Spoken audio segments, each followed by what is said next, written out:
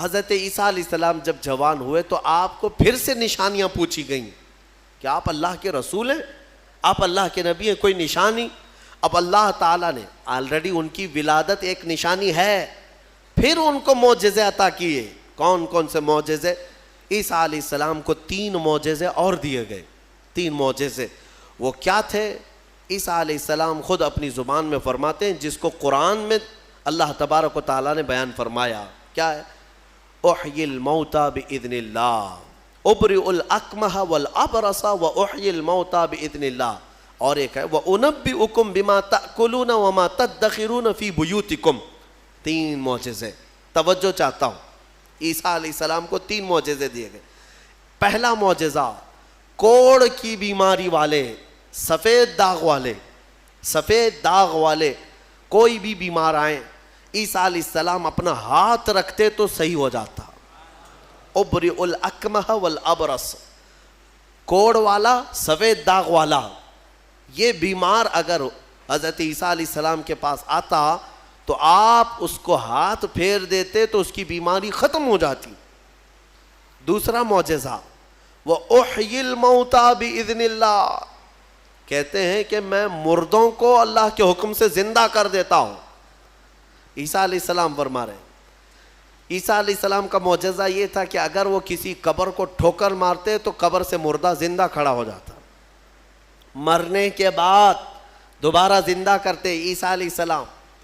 کبھی کبھار مٹی کے پرندے بناتے، ان میں پھونک مارتے تو وہ اڑنے لگتے تھے۔ ہاں، مٹی کے پرندوں کو پھونک مارتے تو وہ اڑنے لگتے زندہ ہو کر۔ 2 معجزے ہو گئے۔ تیسرا معجزہ اہم ہے، عیسیٰ علیہ السلام فرماتے ہیں وَأُنَبِّئُكُمْ بِمَا تَأْكُلُونَ وَمَا تَدَّخِرُونَ فِي بُيُوتِكُمْ، تم اپنے گھروں میں بیٹھ کر جو کچھ بھی کھاتے ہو اور جمع کرتے ہو، عیسیٰ علیہ السلام فرماتے میں یہیں بیٹھ کر کے سب بتا دیتا ہوں، ساری چیزوں کی میں خبر دیتا ہوں۔ عیسیٰ علیہ السلام کا معجزہ یہ تھا کہ تم اپنے گھروں میں جو کھاتے ہو، جمع کرتے ہو، سب کی خبر عیسیٰ علیہ السلام کو ہے۔ یہ ظالم نادان جو میرے نبی کے علم غیب کا انکار کرتے ہیں، قرآن پڑھا بھی ہے کہ نہیں پڑھا؟ عیسیٰ علیہ السلام جو بنی اسرائیل کے نبی ہیں، جو بعد میں حضور کی امت میں آئیں گے آسمانوں سے، اور آئیں گے حضور کی امت، حضور پاک صلی اللہ تعالیٰ علیہ وسلم کی امت میں رہیں گے۔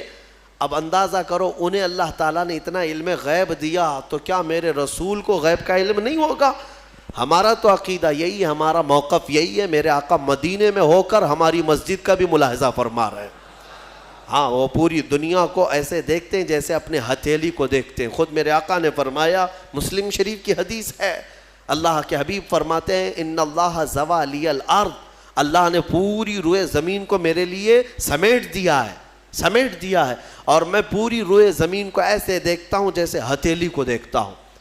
3 معجزے ہیں عیسیٰ علیہ السلام کی، یاد رکھیے گا۔ اب میرا سوال بھی سن لیجئے توجہ کے ساتھ۔ ایک ہے وہ کوڑ کی بیماری اور برس کی، سفید داغ کی بیماری والے کو ہاتھ رکھتے تو کیا ہو جاتا؟ صحیح ہو جاتا۔ حاضر ہے آپ کا دماغ؟ بہت اہم چیز۔ دوسری چیز ہے مرے ہوئے آدمی کو ٹھوکر مار کر زندہ کر دیتے تھے۔ چلے 2 ہی پر ہم بات کرتے ہیں۔ یہ بیماریوں سے شفا دینا کس کا کام ہے؟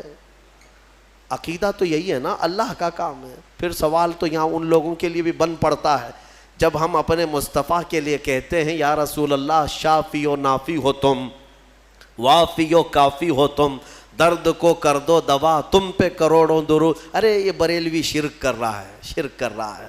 رسول کو کہہ رہا ہے شافی ہیں، رسول کو کہہ رہا ہے کافی ہیں، رسول شفا دیں گے؟ جب ہم درود تاج میں پڑھتے ہیں دافع البلاء والوباء والقحط والمرض والالم، ہمارے رسول بلاؤں کو دفع کرنے والے، وباؤں کو دفع کرنے والے، درد کو دور کرنے والے، ہر کرب سے آزاد کرنے والے، ہم پڑھتے ہیں درود میں۔ تو اس پر کچھ لوگوں کا پیٹ درد ہوتا ہے اور کہتے ہیں کیسے تم رسول کو کہہ رہے ہو کہ وہ بیماریوں سے دور کرنے والے ہیں، وہ کیسے دور کر سکتے ہیں؟ ان سے میرا سوال یہ، قرآن کی کوئی آیت پڑھا بھی ہے یا نہیں؟ عیسیٰ علیہ السلام خود کہہ رہے ہیں کوڑ کی بیماری اور برس کی بیماری والے کو میں ہاتھ رکھ دوں تو صحیح ہو جاتا ہے۔ عیسیٰ علیہ السلام ہاتھ رکھ دیں تو صحیح ہو جاتا ہے. اچھا اس سے بھی بڑی چیز زندگی دینا اللہ کا کام، موت دینا اللہ کا کام، یہ اللہ تبارک و تعالیٰ کی قدرت میں ہے. اور مرنے کے بعد دوبارہ اٹھانا یہ تو اور بڑی بات ہے، یہ اللہ کی قدرت میں ہے. اور وہ کام عیسیٰ علیہ السلام کہہ رہے ہیں کہ میں مردوں کو زندہ کرتا ہوں. میرے عزیزو اب یہ شرک نہیں ہوا؟ عیسیٰ علیہ السلام کے بارے میں اگر کوئی عقیدہ رکھے گا کہ وہ مردوں کو زندہ کرتے تھے تو شرک ہو جائے گا.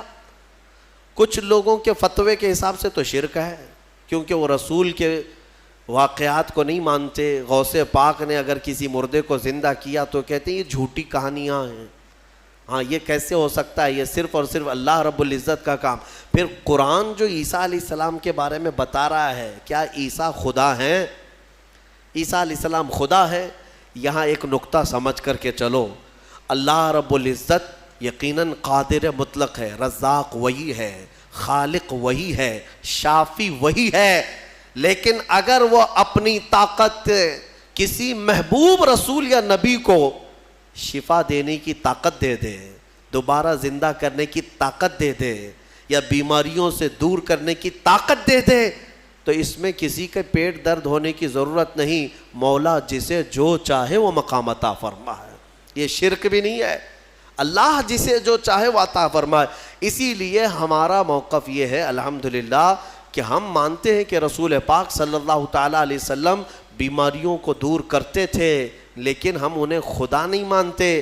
جیسے عیسیٰ علیہ السلام اللہ کی عطا سے بیماروں کو شفا کرتے تھے، میرے مصطفیٰ بھی اللہ کی عطا سے بیماروں کو شفا کرتے ہیں.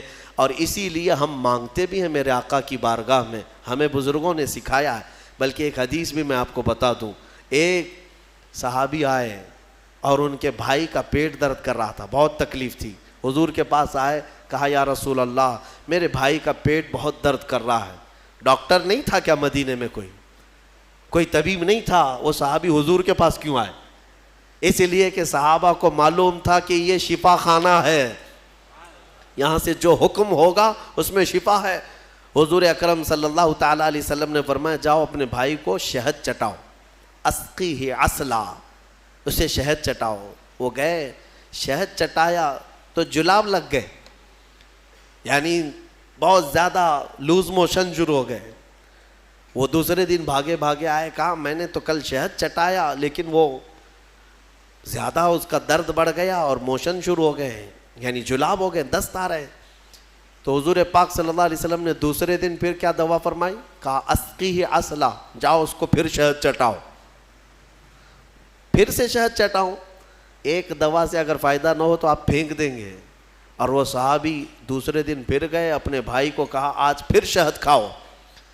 پھر انہوں نے شہد کھایا تو آج تو ایسا ہوا کہ ان کا بستر خراب ہو گیا، اٹھنے بیٹھنے کی طاقت نہیں تھی، اتنے زیادہ دست ہونے لگے.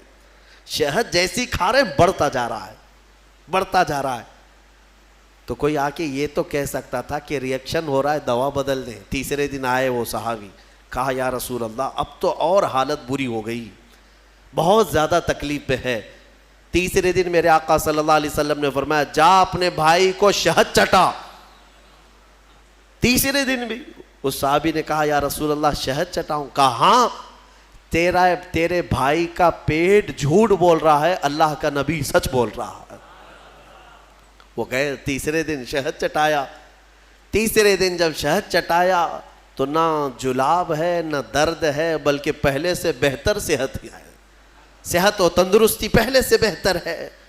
وہ آئے میرے عزیزوں، کہنا یہ تھا کہ حضور پاک صلی اللہ تعالیٰ علیہ وسلم نے پھر ارشاد فرمایا کہ تمہارے بھائی کو شہد کی جو تجویز کی گئی تھی وہ اللہ تبارک و تعالیٰ کے حکم سے ہے، کہ شہد میں اللہ نے شفا رکھا ہے.